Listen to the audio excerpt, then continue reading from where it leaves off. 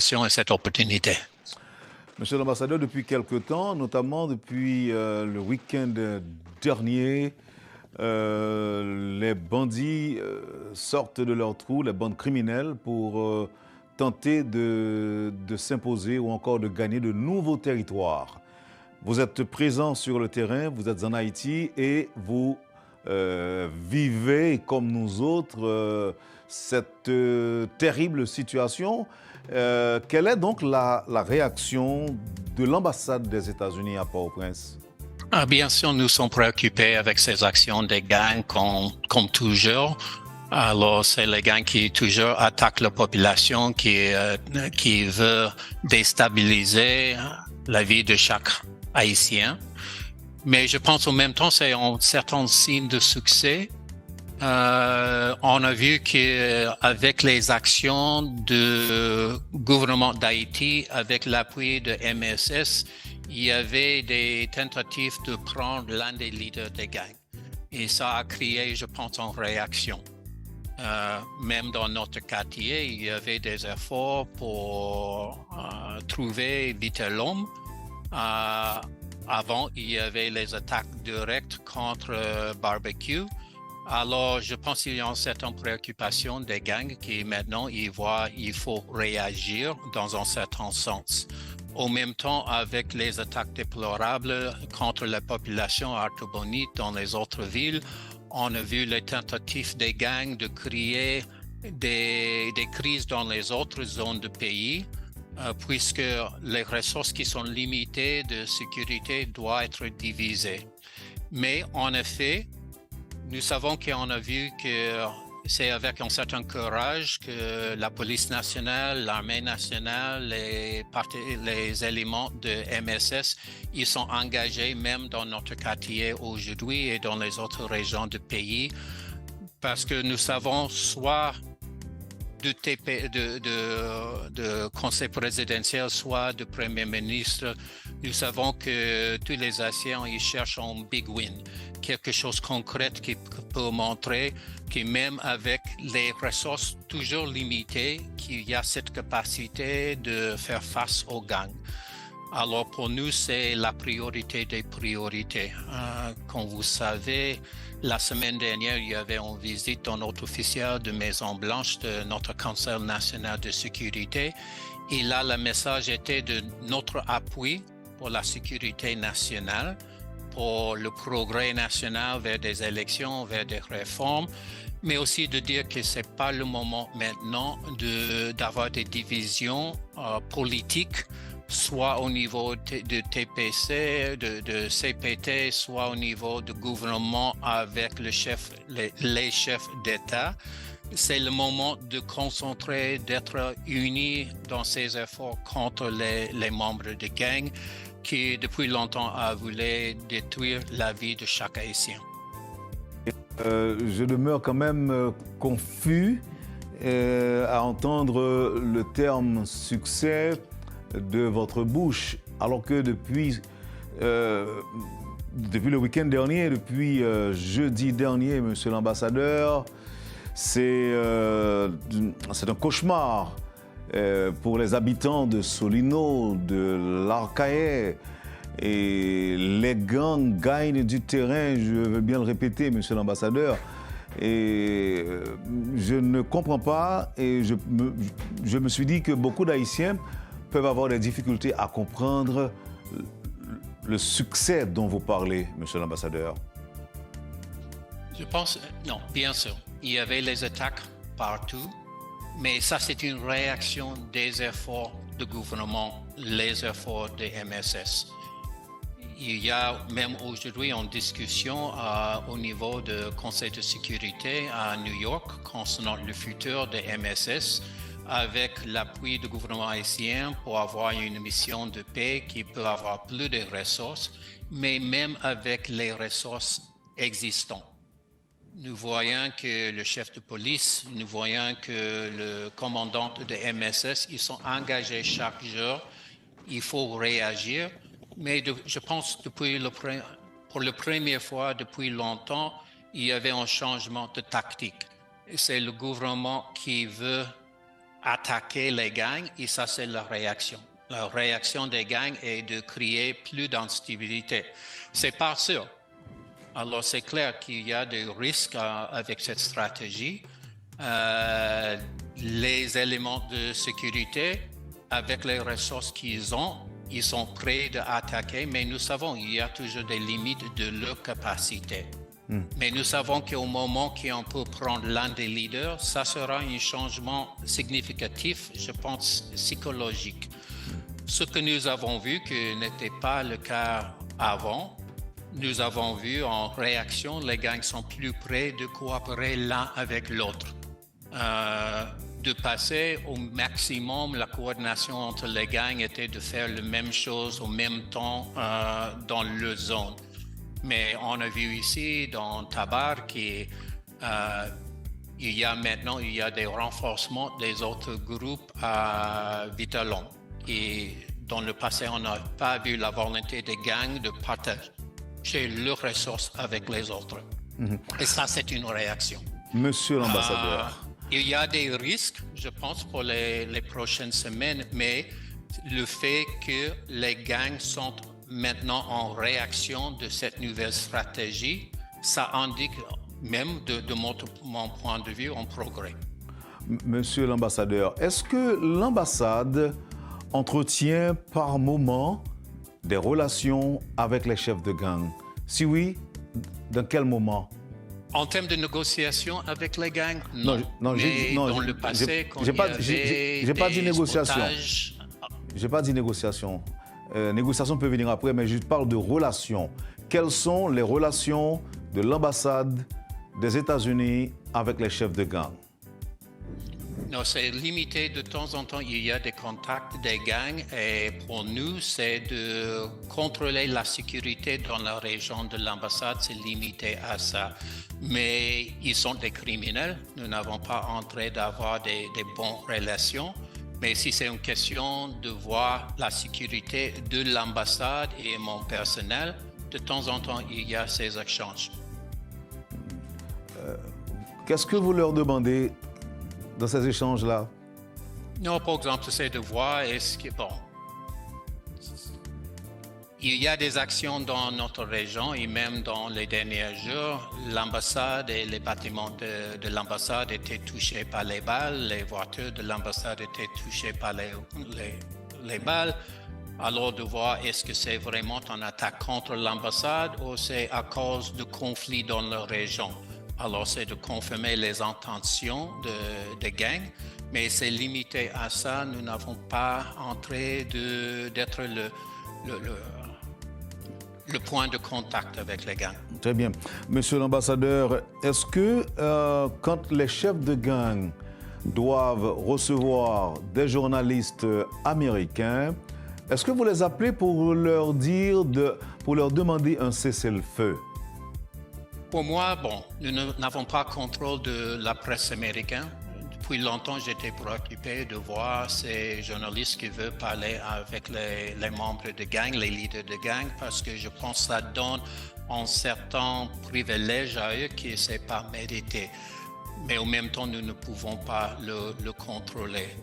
J'ai vu avec ce gouvernement, avec les leaders de police nationale, si on fait la comparaison avec l'ancien gouvernement, il y a beaucoup plus de contact avec le public. Quand j'étais ici, quand je suis arrivé en mars, j'ai vu qu'il y avait ces entrevues avec les leaders des gangs, mais en effet, les leaders du gouvernement n'étaient pas disponibles pour les journalistes, ce n'est pas le cas maintenant. Alors pour moi, il y a un certain risque de privilégier, de donner en plateforme aux leaders des gangs, mais nous n'avons pas le contrôle de nos journalistes. Qu'est-ce qui change, monsieur l'ambassadeur, dans les relations entre les États-Unis et Haïti aujourd'hui, dans la lutte contre les gangs armés? Qu'est-ce qui change? Quelle évolution peut-on observer? Nous sommes engagés au niveau du conseil présidentiel. Je m'excuse, vous êtes toujours à parler? Oui, mais allez-y. Non, je vous écoute. OK, non. Il y a un certain délai de vidéo ici. Non, alors bien sûr, nos activités sont directement liées avec la sécurité, soit dans les contacts avec le Conseil présidentiel, soit avec le gouvernement. Nous sommes engagés toujours en termes de nos efforts de renforcer la capacité de MSS, aussi de renforcer la capacité de police nationale. Depuis mon arrivée, il y avait des dizaines de véhicules qui étaient donnés à la police nationale. Nous avons aidé avec les munitions pour eux, avec leur formation. Nous sommes toujours en contact de voir quels sont les gaps de capacité et comment nous pouvons aider. Avec le MSS, je pense que ce qui s'est passé à New York avec les réunions de l'ONU et le rôle que à l'époque, président Leblanc, en nom de CPT, a fait l'entrée du gouvernement haïtien d'augmenter la capacité d'opération. Parce qu'ils ont vu, il fait longtemps pour renforcer la capacité. Maintenant, il y a des véhicules de MSS. C'est une opération internationale maintenant. Et il y a des efforts de même renforcer ces capacités. Mais au long terme, quand nous avons vu la réaction des gangs de continuer avec le conflit vers le sud, vers l'est, vers le nord du pays, à Artibonite, ça c'est hors du plan original, de concept original. Et alors, le transfert vers une opération de paix, comme le président Leblanc a dit, et quand c'est constant, avec notre entretien avec le président Voltaire pendant la visite la semaine dernière, il voit la nécessité d'augmenter la capacité, être plus sûr en termes de financement des équipements et des effectifs pour assurer qu'il y aura la capacité de moyen terme de faire face à ces gangs. Monsieur l'ambassadeur, est-ce que vous pensez que le gouvernement haïtien devrait négocier une trêve de paix avec les gangs et envisager de les accueillir comme agents de changement en son sein? Est-ce que vous pensez que c'est une possibilité? Non, en termes de négocier, non. Il y a plusieurs opérations, il y a plusieurs exemples qui éventuellement on a trouvé une solution, mais c'est le fin du processus. Et chaque fois que les gangs ont suggéré en cessez-le-feu, c'est toujours pour protéger l'opposition, pour les aider de continuer avec leurs actes criminels. Ils n'ont pas montré l'idée, l'intention de retourner, d'être les citoyens communs. Et avec tous mes contacts avec les Haïtiens, soit de société civile, membres de mon staff, je vois qu'il n'y a pas des Haïtiens qui acceptent l'idée d'accepter bien sûr les leaders des gangs. Il y a bien sûr la question des enfants qui sont membres de gangs. Est-ce qu'on peut avoir un système de DDA? Il y avait des efforts dans le passé. Je sais que sans cette big win, ces premières actions pour faire les gangs dans une certaine situation d'insécurité eux-mêmes, ce n'est pas le moment pour ce genre de négociation parce que vraiment, si on donne le temps, ça donne le temps pour les gangs de réorganiser, de trouver des nouvelles munitions et ainsi. En interdisant aux pays membres de vendre des armes à Haïti, la résolution de l'ONU écarte donc toute possibilité pour qu'un simple citoyen haïtien possède des armes, ne serait-ce que pour se défendre contre les attaques des gangs, à l'exception des forces de l'ordre. Comment est-ce que cela va changer le trafic d'armes qui sort des États-Unis et de la République dominicaine, monsieur l'ambassadeur? Je sais du côté américain, vous avez déjà vu, il y avait des arrestations, il y avait des gens engagés dans le transfert des armes qui maintenant sont en prison. Il y avait une bonne collaboration avec le ministère de Justice. Récemment, ils ont donné certaines armes qui étaient prises par les autorités haïtiennes qui peuvent utiliser aux États-Unis pour prendre un autre trafiquant des armes. Nous savons qu'il y a aussi des autres sources des armes. Ce n'est pas seulement les États-Unis. Il y a plusieurs pays dans la région où les criminels peuvent acheter des armes. Le contrôle, c'est l'un aspect de MSS avec l'arrivée des pays de Caraïbes et d'augmenter un peu l'aspect maritime. Même avec les États-Unis, il y a des petits bateaux qui nous sommes en train de donner à garde-côte haïtien pour contrôler mieux. Nous voyons qu'il y a ce risque avec la frontière de République dominicaine. Nous faisons avec plusieurs autres membres de la communauté internationale des efforts d'aider les relations entre les deux pays parce que la situation maintenant, c'est difficile parce que nous voyons particulièrement si on parle de 400 Mawozo, ils ont un certain contrôle de frontières et il y a des armes qui arrivent, il y avait les assurances des autorités dominicaines de contrôler mieux leur côté. Et c'est un aspect de développement éventuel de MSS et la capacité nationale. L'ambassade américaine a sorti un communiqué pour inviter les gens à ne pas utiliser la rue Romain qui se trouve à Tabar suite à des tirs nourris entendus dans cette rue et qui est justement à quelques mètres de l'ambassade américaine. Est-ce que vous vous sentez parfois en danger ? Avez-vous parfois peur pour votre sécurité, monsieur l'ambassadeur? Pour moi, personnellement, je pense que je suis l'un des plus protégés des résidents d'Haïti. Et pour le staff américain, notre ambassade, nos résidents sont assez protégés. Mais aujourd'hui, nous sommes en opération limitée. C'est plus pour mon staff national parce que c'est eux qui doivent passer les routes sans les voitures blindées. Alors, c'est pour protéger mon staff que nous sommes en opération limitée.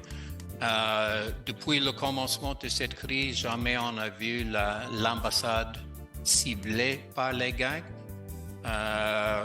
Mais il y a toujours des conflits. C'est évident que nous sommes dans une zone rouge, cette zone de tabac. Depuis les mois, j'ai vu de plus en plus de commerce, même quand je suis arrivé de Boudon aujourd'hui, j'ai vu que même proche de l'ambassade, il y a assez de commerce, mais c'était pour protéger mon staff national. On a décidé d'avoir des opérations limitées aujourd'hui, probablement demain aussi, pendant qu'il y a ces opérations entre la police nationale, MSS, contre les gangs dans cette région de Tabar. Monsieur l'ambassadeur, avez-vous entendu parfois les critiques de certains gens en Haïti qui pensent que la communauté internationale, dont les États-Unis par exemple, serait derrière ce qui se passe en Haïti aujourd'hui? Avez-vous entendu ces critiques, ces commentaires? Oui. Non, j'ai vu même aujourd'hui. Et je sais que c'est toujours les gangs et c'est les gens qui veulent déstabiliser, qui font accusation des États-Unis de faire ce qu'ils sont en train de faire. Bien sûr, nos entrées, c'est d'avoir une Haïti qui est stable, qui est en train vers le retour vers la démocratie, qui est en train de développement, parce que la stabilité d'Haïti, c'est important pour tous les pays de la région, bien sûr pour les États-Unis. Ce que nous avons souligné avec les leaders de gouvernement pendant la visite la semaine dernière, c'est le moment maintenant. Bon, bien sûr, il y aura des élections aux États-Unis et pour le moment, c'est difficile de voir qui va gagner, quel parti sera au pouvoir aux États-Unis. Mais n'importe qui, il y aura les questions de sécurité d'Haïti. Et c'est important maintenant que les messages soient unis. Le fait qu'il y a des conflits au sein de CPT, s'il y a des conflits entre le conseil présidentiel et le gouvernement, ça ne donne pas une image qui est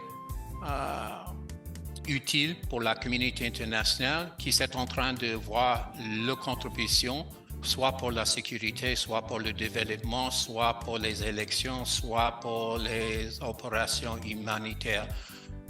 L'ennemi, c'est bien sûr, c'est les gangs. Et c'est les gens qui donnent appui aux gangs. Alors, c'est important à ce moment que le pays soit uni dans cette lutte contre les gangs et pas pour une lutte interne. Est-ce que ça veut dire, monsieur l'ambassadeur, que l'option d'une implication directe des États-Unis dans la lutte contre les bandits peut être envisagée ou bien n'est pas à écarter? Cette option n'est pas à écarter. Bon, évidemment, il y aura un changement de gouvernement américain, soit continuation du même parti ou soit un autre parti. Alors, c'est pour eux, c'est de décider les options. Mais pour le moment, et je ne vois pas l'appui de population américaine d'entrer dans un autre conflit. C'est toujours notre préférence de donner l'appui nécessaire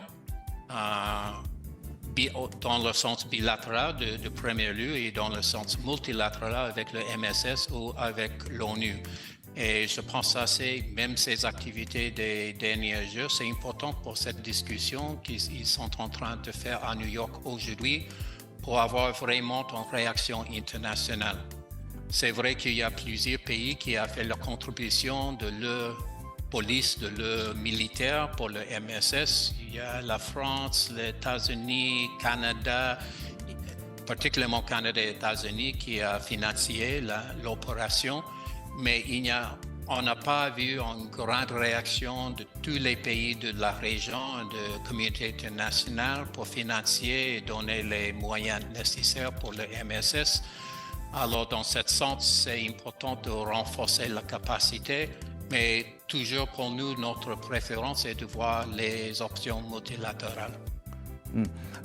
Nous avons compris à travers vos propos, monsieur l'ambassadeur, que ce qui se passe en Haïti, je dirais même le bras de fer, si je peux m'exprimer en ces termes, entre le CPT et la primature pourrait, selon vous, projeter une mauvaise image. Je pense que la phrase créole est « il n'a pas jeté un chaudier usé pour chaudier neuf ». Alors, ça veut dire que ce n'est pas le moment de recommencer au zéro avec le processus politique. On a vu et on a salué le Conseil présidentiel pour le progrès qu'ils ont fait en établissant la commission électorale, pour établissement la commission pour la réforme constitutionnelle, même pour établir ce gouvernement avec un premier ministre qui a beaucoup travaillé. Dans nos contacts avec le gouvernement, on a vu les efforts de choisir les gens, particulièrement en termes de sécurité, qui sont dédiés, qui veulent avoir des changements, qui utilisent même les ressources du gouvernement pour renforcer votre propre capacité. Alors, il y a des mesures positives de deux côtés qui doivent continuer, mais de notre point de vue, quand à l'extérieur, c'est important que les deux groupes travaillent ensemble.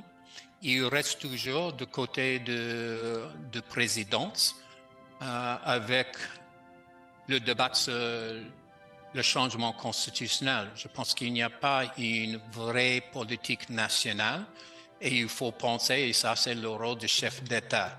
Il y a beaucoup à faire, pas seulement en termes de sécurité, mais en termes de développement, de santé, des autres priorités du gouvernement, qui c'est l'obligation du gouvernement, du Premier ministre et son cabinet. Alors, c'est le moment pour les deux côtés de travailler dans le domaine pour l'avancement commun. On a déjà vu avec la création de commission présidentielle, ça c'était, en vérité, c'était tous les groupes politiques, toutes les forces vives qui ont décidé de travailler ensemble en termes de futur du pays. Et il faut continuer dans ce même aspect. Jusqu'à aujourd'hui, nous pouvons dire que le gouvernement, dans son ensemble, le CPT et la primature, ont le plein soutien des États-Unis. Est-ce qu'on peut le dire ainsi? Oui, non, bien sûr. Si on voit la situation quand je suis arrivé en mars, à ce moment, il y avait le risque de collapse complète de sécurité. On a même parlé de possibilité à ces jours d'avoir un président barbecue. Alors, ils ont travaillé, toutes les forces ont travaillé beaucoup pour être loin de cette possibilité. Mais c'est important de maintenir ce progrès, c'est important de continuer vers les entrées des Haïtiens pour ne pas retourner à ce même risque que les gangs peuvent gagner. Maintenant, je pense qu'un peu des activités des gangs et le fait qu'ils voient une certaine instabilité politique. Et ce n'est pas utile de donner cette image aux gangs qu'il y a la possibilité de déstabiliser la stabilité du pays au niveau politique, hors de questions de sécurité, des conflits armés. Les États-Unis, monsieur l'ambassadeur, supportent la mission MMS qui compterait 2500 hommes. Mais nous avons appris que le camp ne peut recevoir que 1000 hommes. Quand est-ce que, ou encore comment est-ce que vous allez aider à augmenter la capacité? Bon, dans ce sens, oui, le camp principal, dans la stratégie de gouvernement avec le MSS, il y a des idées d'avoir des autres petites zones de contrôle. Nous sommes déjà avancés d'avoir une petite base de MSS à École nationale de police. Il y a l'idée d'avoir une autre base au niveau de porte qui est directement liée avec la sécurité économique du pays. Alors, dans ce sens, c'est l'idée de créer des autres zones en avance. Et ça, c'était la stratégie de MSS, parce qu'on a vu dans le passé, si les éléments de sécurité font une visite dans une zone, mais ils doivent retourner chez eux en fin de journée, ça veut dire que les gangs seulement ils vont retourner. Alors il y a cette stratégie avec l'appui du gouvernement américain et avec les autres partenaires de voir comment nous pouvons augmenter les lieux de présence, soit de police nationale, soit de MSS, soit de l'armée nationale. Monsieur l'ambassadeur, il est évident aujourd'hui que la formule CPT est primature bas de l'aile, surtout suite au scandale des 3 conseillers impliqués dans la corruption présumée.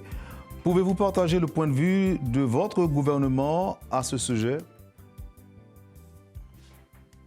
Bon, on a laissé aux Haïtiens de trouver leur propre solution. Ce n'est pas idéal et je sais qu'il y a plusieurs qui ne sont pas contents que les impliqués sont toujours là. Mais le plus important était de maintenir la stabilité de l'institution, d'avoir une institution qui peut travailler. Je sais que maintenant, avec le rapport de l'ULCC, ça donne au gouvernement, il doit décider de ce qu'il veut faire avec les gens, s'il y aura une enquête formelle ou non. Nous avons accepté et nous avons même salué cette résolution parce que c'était important d'avoir une solution pour continuer avec le CPT. C'est dans le domaine légal du gouvernement de comment il va continuer dans ce sens. Pour nous, nous restons toujours, comme on a fait avec les sanctions contre l'ancien président Martelly, de voir quels sont les gens qui sont actifs en termes de déstabiliser.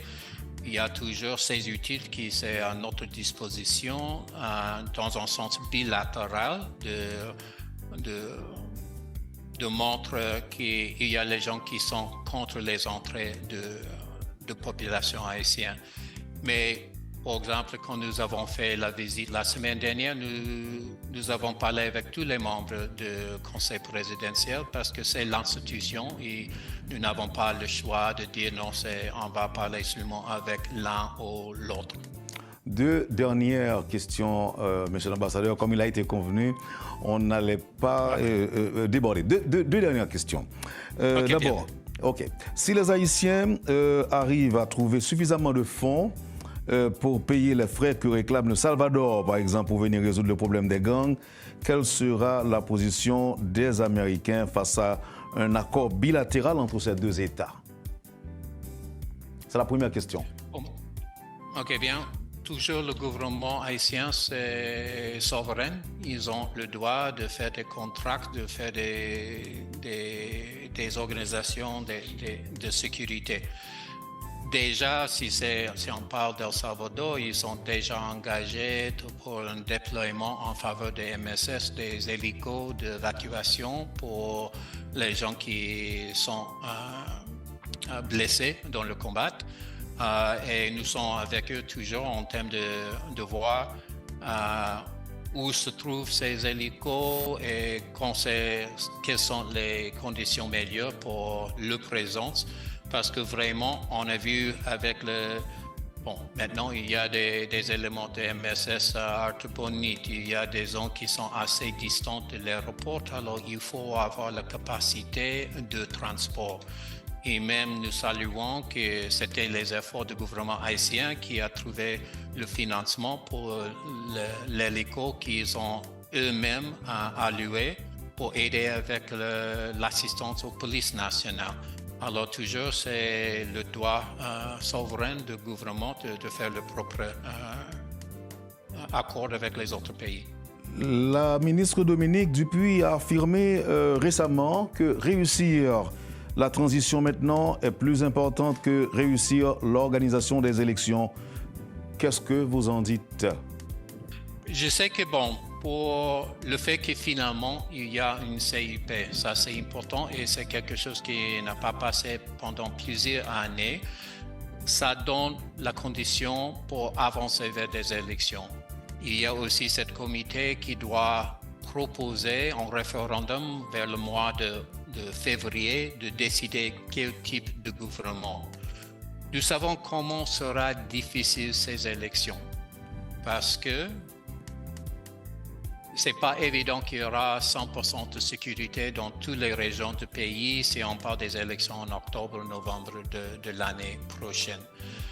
Il y a des options. Il y a des options que le gouvernement a discutées. Il y a des options qu'on a vues dans les autres pays. Mais c'est vraiment, je pense, avec le dialogue de quel type de gouvernement il y aura, quelle sera la participation de diaspora dans ces élections, quelles seront les conditions de sécurité sur le terrain. Est-ce que ce sera possible pour tous les Haïtiens de faire des élections au même jour? Est-ce qu'il faut avoir une autre formule? Pour nous, c'est important et nous avons noté depuis le commencement de commission présidentielle, ils ont souligné en date finale de leur mandat qui c'est en février de 2026. Alors, jusqu'à maintenant, je n'ai pas vu un manque de volonté politique, ni du côté de chef d'État, ni de chef de gouvernement pour le lieu des élections.